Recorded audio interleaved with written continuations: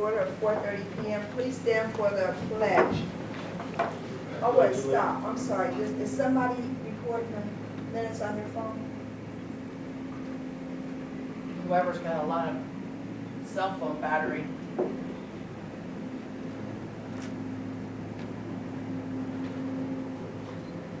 Please stand for the pledge. Pledge allegiance To the flag of the United States of America and to the republic for which it stands, one nation, under God, indivisible, with liberty and justice for all. Thank you. A moment of silence, please.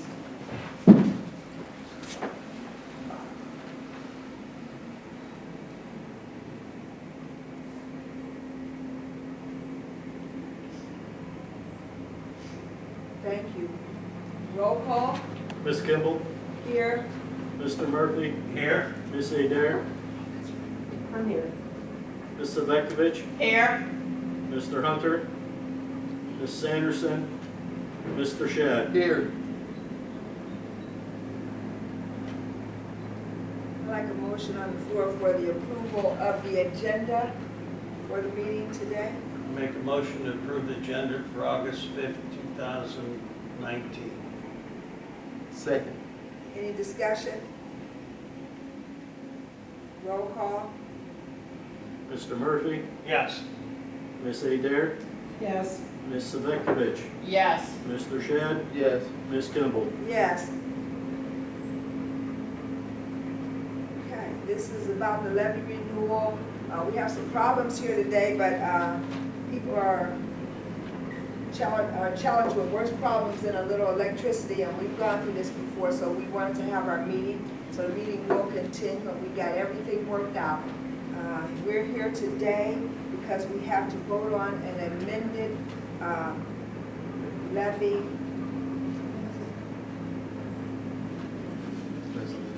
Amended resolution. Change the language of the amended resolution Necessity. of necessity for the levy.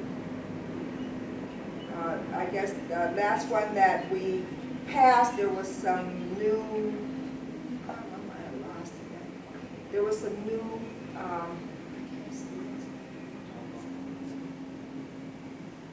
there was some new revised codes that were missing. And they thought it was updated, and there was a few dates that was wrong. So because of that, we voted on this last week. We have to re-vote on it. Mr. Janetti, Yes, can ma'am. you read the amendments that were made, please? Sure.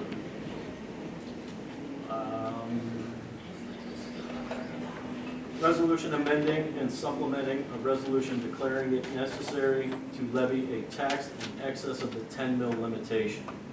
Whereas sections 2 and 3, resolution number 8.1.19-02, the original resolution, are being amended in section 3 hereof added thereto to reflect the Board of Education's intent as set forth in whereas clauses of the original resolution consistent with the Chief Executive Officer's delegation of authority to renew an existing levy. Now, therefore, be it resolved by the Board of Education of the Youngstown City School District, County of Mahoning, Ohio, Section 1, that the Board of Education determines and declares that the revenue which will be raised by all tax levies in which the Board authorizes to impose, when combined with the state and federal revenues available to this Board of Education, will be insufficient to provide for the emergency requirements of the school district, and that it is therefore necessary to levy a renewal tax in excess of the 10 mil limitation in order to raise the amount of $5,291,510 each year for a period of 4 years for that purpose. Section 2. The Section 2 of the resolution, number 8.1.19-02, adopted August 1st, 2019, is amended to read as follows. Section 2. That pursuant to the provisions of Section 5705.194 of the Ohio Revised Code, it is necessary that the renewal tax be levied upon the entire territory of the school district in excess of the 10 mil limitation for the benefit of this school district for the purpose of providing for the emergency requirements of the school district in the amount of $5,291,510 $510 per year for a 4-year period. Section 3, that the tax being renewed was approved by the electors at an election held November 3rd, 2015 for the last collection in calendar year 2020. Section 4, that Section 3 of the resolution number 8.1.19-02 adopted on August 1st, 2019 is amended to read as follows. Section 3, that the question of the passage of said renewal tax levy shall be submitted to the electors of the entire territory of the school district at an election to be held on November 5th, 2019. If approved by the electors, said tax renewal levy shall first be placed upon the 2020 tax list and duplicate for the first collection in calendar year 2021. Section 5, that forthwith a copy of this amending resolution must be certified by the treasurer CFO to the county auditor. Section 6, that this is found and determined that all formal actions of this Board of Education concerning and relating to the adoption of this resolution were adopted in an open meeting of this Board of Education, and that all deliberations of this Board of Education and of any of its committees that resulted in such formal action were in meetings open to the public in compliance with all legal requirements, including Section 121.22 of the Ohio Revised Code and the rules of this Board of Education adopted in accordance therewith. Thank you. Can I get a motion on the floor, please, to pass this amendment resolution? Place the levy on the ballot. I make a motion to vote on the Youngstown City School District Resolution number 8.1/19, resolution amending and supplementing a resolution declaring it necessary to levy a tax in excess of the 10 mil limitation. I'll second that. Is there any discussion? Madam President, Ms. Adir? I won't go into my lengthy spiel as I did at last Thursday's meeting, but I am in objection to this resolution, and I am urging my fellow board members to vote no, that not to put this levy on the ballot, and for all of the reasons that I have brought up over time. At some point, we need to start holding our employees accountable for what they're supposed to do with and for the students, the children in the Youngstown Public Schools. And until and unless they are able to show by virtue of state test scores, which is why we're here now and sitting in front of an ADC member and our new CEO. Until and unless that happens, I'm strongly suggesting and recommending that we live within our means. The school district lives within its means, like the rest of us have to do. Unfortunately, I can't go to the public and ask them to give me some more money to run my household. I have to live within the funds that I have available to me. And so I am strongly recommending that my other 4 board members vote no. I remind everybody again about the number of businesses that have closed in this community. They're closed, and the unemployment rate in the city of Youngstown is the highest in the state. We are at 7% of our employable population is unemployed. Or what, I don't care what the reasons are, but they're unemployed, okay? And so that would leave too many of us who are employed and who are property owners to bear the brunt of supporting the schools and supporting a losing proposition. And number 2 and 3 and 4 and 12, we know also that the mayor of the city of Youngstown has decided for I don't know how many months now not to increase the sewer rates on city residents, because I'm sure he understands that what our economic and financial condition is here in this city. And there are people now that can't pay their water bills. Okay, so then we're going to ask them for 10, well, above the minimum or the maximum, the 10.7 mil levy on their property taxes. And I think that's just outrageous. It's outrageous, especially in light of the fact that our median income here in Youngstown, as per the last census information, is a mere $24,000. That's, I don't know, $10,000, $15,000, $20,000 less than the Boardmans, the Campfields, the Austin-towns. We're at 24, okay? And Austin-town doesn't pass levies. They don't pass school levies because they didn't want to. Austin-town, and they didn't have to because their former superintendent used open enrollment. Our kids, they use open enrollment to supplement their financial situation. And so the fact that the water rates, and by the by, they are going to go up because I don't know how long Mr. Brown's going to be able to not do that. I don't know how long he's going to be able to hold off because we are under the gun with the EPA, the Environmental Protection Agency. And so, and we don't have the money, the city does not have the money up on its own to do the work that needs to be done in order to bring us up to snuff with the EPA.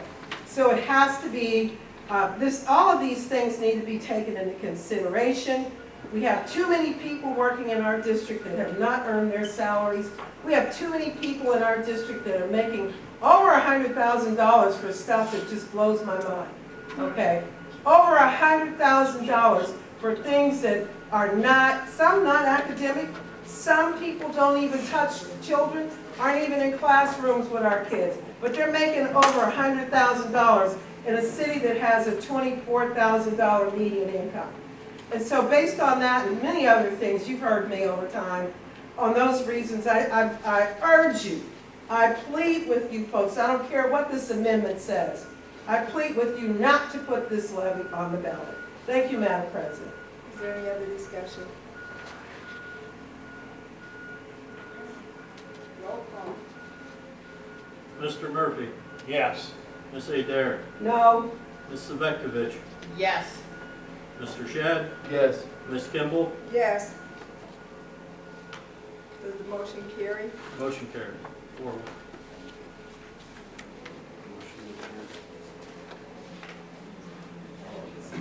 We need to, Mr. Ostrowski, come up, Attorney Ostrowski. He's going to talk about what needs to happen next with this levy. Thank you, Madam President. Most of you know me, I'm with Ted Roberts firm, Ross Blair.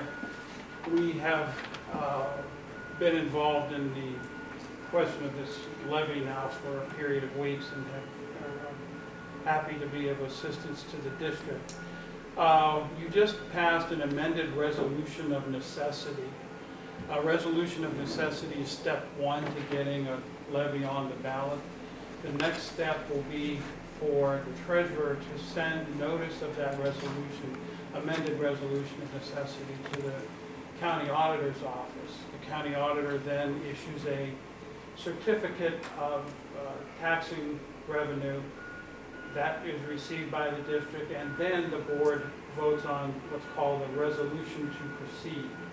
The resolution to proceed must be adopted, and all the records associated with the levy delivered to the Board of Elections no later than close of business this Wednesday. And so time is critical here.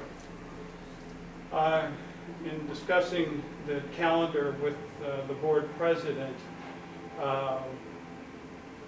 she realized that it was possible for us to meet that timeline perhaps by issuing a special meeting notice this afternoon and the board then meeting on Wednesday. If that's by issuing the notice, we at least have that as an option. When we spoke, we did not know if there would be sufficient board members here to even have that meeting. The meeting would have to occur before 4:30 in the afternoon because the deadline for submitting materials to the Board of Elections is 4:30.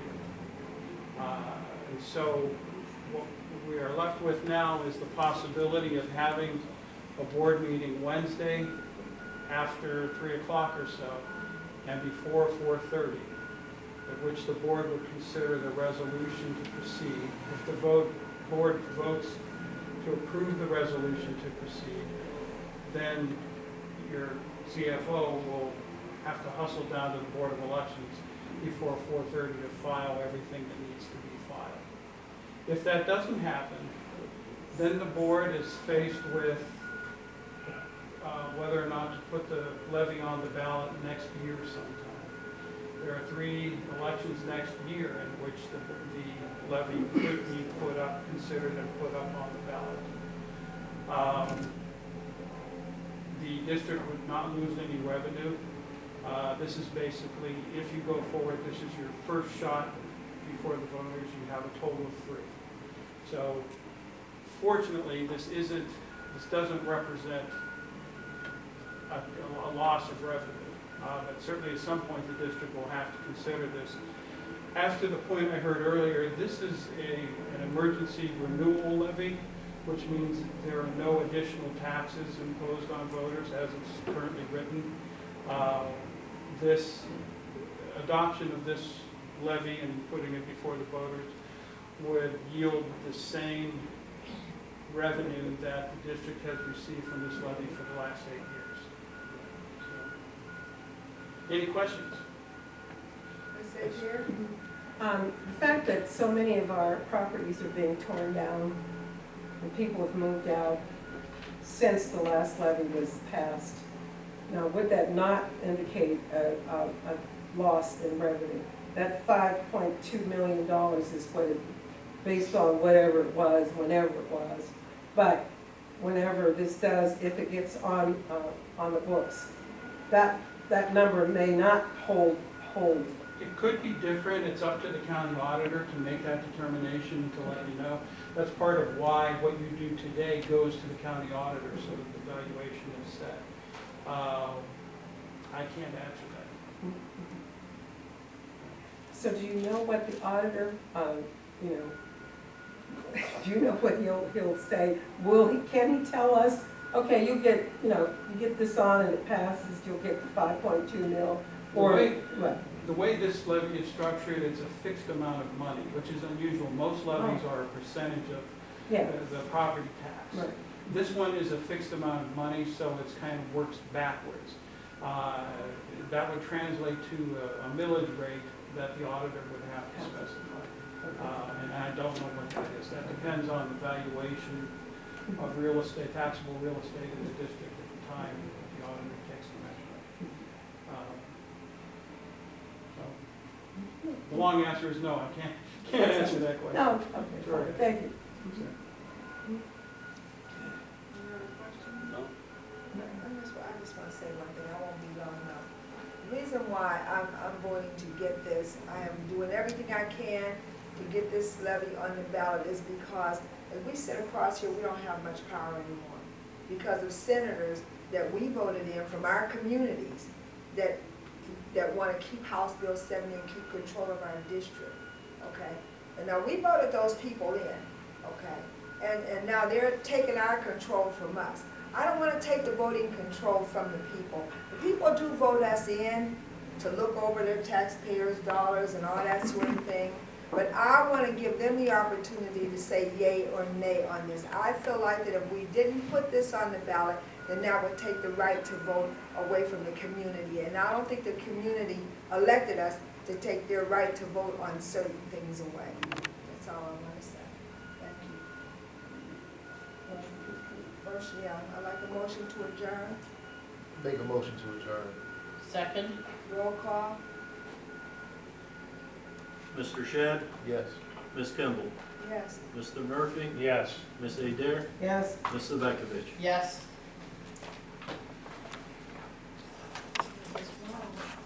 Madam President, so are we having a meeting Wednesday? Wednesday